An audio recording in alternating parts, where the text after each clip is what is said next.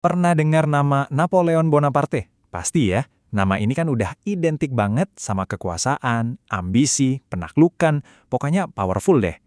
Tapi gimana kalau saya bilang, orang yang mengubah peta Eropa ini dulunya cuma anak luar yang sering diremehin? Nah, yuk kita telusuri bareng-bareng kisah epiknya. Gimana ceritanya seorang anak dari pulau terpencil bisa jadi penguasa benua? Jadi pertanyaannya simpel banget, tapi jawabannya luar biasa. Gimana juga seorang anak yang dicap orang luar, yang diejek terus-terusan karena aksennya yang aneh, bisa membalikan nasibnya sedrastis itu? Jawabannya ada di angka ini, 24. Di umur semuda itu, 24 tahun, anak yang sama tadi yang sering dibully, udah jadi brigadir jenderal.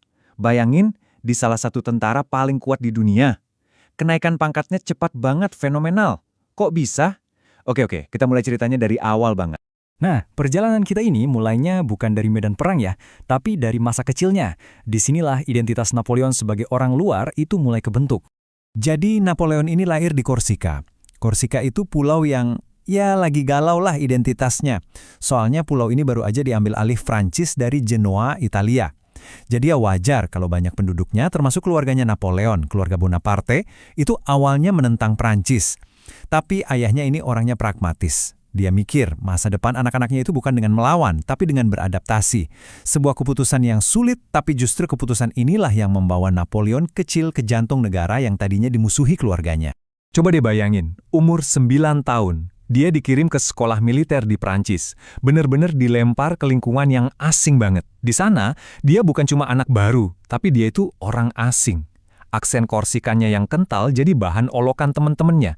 Nah, karena merasa terisolasi, pelariannya kemana? Ke buku. Dari situlah dia membangun kecerdasan yang nanti kita lihat bakal mengguncang dunia. Nah, krisis identitasnya ini memuncak pas dia umur 17. Semangat nasionalisme Korsikanya lagi meledak-ledak nih. Dia pulang kampung, niatnya mau berjuang buat kemerdekaan. Tapi, ironis banget dia justru ditolak. Malah dicap pro-Prancis sama orang-orangnya sendiri. Sakit hati kan? Penolakan pahit inilah yang jadi turning point. Napoleon sadar, takdirnya bukan di Korsika, masa depannya ada di Prancis. Oke, jadi setelah move on dari Korsika dan sepenuhnya jadi orang Prancis, Napoleon nemuin panggung yang pas banget buat ambisinya yang besar. Panggung itu adalah kekacauan revolusi Prancis. Dan di tengah-tengah gejolak ini, seorang jenderal akan lahir. Kita lompat ke tahun 1793. Situasinya gawat. Revolusi Prancis lagi di ujung tanduk. Kenapa? Karena kota pelabuhan super strategis, Toulon, jatuh ke tangan kaum royalis. Nggak cuma itu, mereka didukung pula sama Inggris dan Spanyol. Wah, masa depan Republik kelihatan suram banget. Tapi di tengah krisis inilah muncul seorang kapten artileri muda. Namanya Napoleon Bonaparte. Dia dapat kesempatan karena komandannya cedera. Dan dia nggak panik sama sekali. Dia langsung analisis medannya, cari titik lemah musuh, terus boom! Dia luncurkan serangan artileri yang super brilian. Hasilnya, cuma dalam 2 hari, Toulon berhasil direbut kembali. Kemenangan inilah yang langsung bikin dia jadi pahlawan revolusi. Dan setelah Toulon, karirnya itu benar-benar meroket. Coba lihat deh, dari cuma Letnan 2 di tahun 1785, di tahun 1799, dia udah jadi pemimpin de facto Prancis. Itu cuma dalam 14 tahun. Gila kan? Keberanian dan kejeniusannya di medan perang bikin namanya melambung dengan kecepatan yang, ya ampun, belum pernah ada sebelumnya. Sekarang, Napoleon itu bukan cuma jenderal hebat. Dia ada di puncak kekuasaan politik. Tapi, ternyata itu belum cukup buat dia. Gini ceritanya. Setelah bertahun-tahun revolusi, pemerintah Prancis waktu itu namanya Direktori, udah lemah, korup, pokoknya kacau lah. Nah, Napoleon yang lagi populer banget dan didukung penuh sama militer, ngelihat ini sebagai sebuah peluang. Di tahun 1799, dia melakukan kudeta. Pemerintahnya dibubarin, dan dia ngangkat dirinya sendiri jadi konsul pertama. Boom, jadi penguasa Prancis di umur 30 tahun. Tapi penting buat diingat nih, dia itu nggak merebut kekuasaan gitu aja tanpa alasan. Rakyat Prancis waktu itu udah capek banget. Bayangin, 10 tahun revolusi isinya kekacauan terus. Mereka kangen banget sama yang namanya stabilitas. Dan disinilah Napoleon masuk, menawarkan diri sebagai jawaban, sebagai pemimpin kuat yang mereka butuh-butuhkan. Walaupun begitu, posisinya belum aman. Ada puluhan percobaan pembunuhan terhadap dia. Terus gimana dia ngeresponsnya? Dengan langkah politik yang super cerdik. Dia bikin referendum. Dia nanya langsung ke rakyat, dan hasilnya, wow, 99% setuju dia jadi pemimpin. Dengan dukungan sebesar itu, dia resmi dinobatkan sebagai Kaisar Perancis.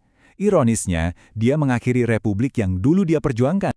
Tapi tahu nggak, mungkin warisan Napoleon yang paling awet itu bukan kemenangan perangnya loh, tapi justru kode Napoleon. Ini tuh sistem hukum yang revolusioner banget pada masanya. Isinya menekankan prinsip-prinsip kesetaraan di mata hukum dan hak asasi. Kerennya lagi, pengaruhnya ini nyebar ke seluruh dunia. Eropa, Amerika Latin, Timur Tengah, bahkan sampai ke Indonesia. Proyek Jalan Anyer Panarukan itu terinspirasi dari sini loh, lewat kendali Prancis atas koloni Belanda waktu itu. Keren kan? Oke, sampai sini Napoleon udah ada di puncak dunia. Imperiumnya luas banget. Tapi, ya seperti banyak kisah tokoh besar lainnya, selalu ada satu kesalahan fatal. Dan kesalahan inilah yang jadi awal dari kejatuhannya. Kesalahan itu dimulai tahun 1812. Dengan ambisinya yang udah nggak ada batasnya, dia ngumpulin pasukan terbesar yang pernah ada di Eropa. Jumlahnya 600.000 tentara. Pasukan raksasa yang disebut Grande Armée ini dia bawa buat menginvasi Rusia. Masalahnya, Rusia nggak mau main sesuai aturan Napoleon. Mereka pakai taktik yang brutal. Taktik bumi hangus. Jadi mereka mundur terus makin dalam ke wilayah Rusia yang super luas itu sambil membakar semua yang mereka lewatin.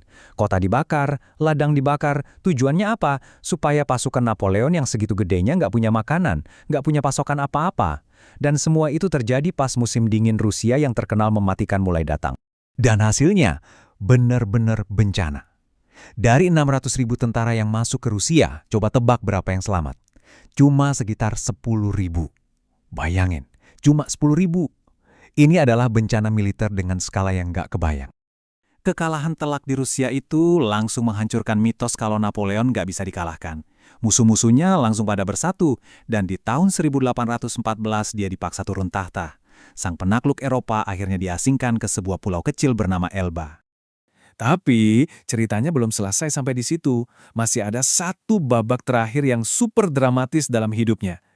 Belum sampai setahun di pengasingan, dia berhasil kabur, dia balik lagi ke Prancis, dan hebatnya bisa ngumpulin pasukan lagi. Tapi perjudian terakhirnya ini berakhir di Waterloo. Di sana dia kalah telak untuk selamanya. Nah, kali ini pengasingannya lebih jauh lagi, di Saint Helena, pulau terpencil di tengah Samudra Atlantik. Di sanalah dia menghabiskan sisa hidupnya sampai meninggal tahun 1821. Jadi setelah semua ini, gimana kita harus ngelihat sosok Napoleon?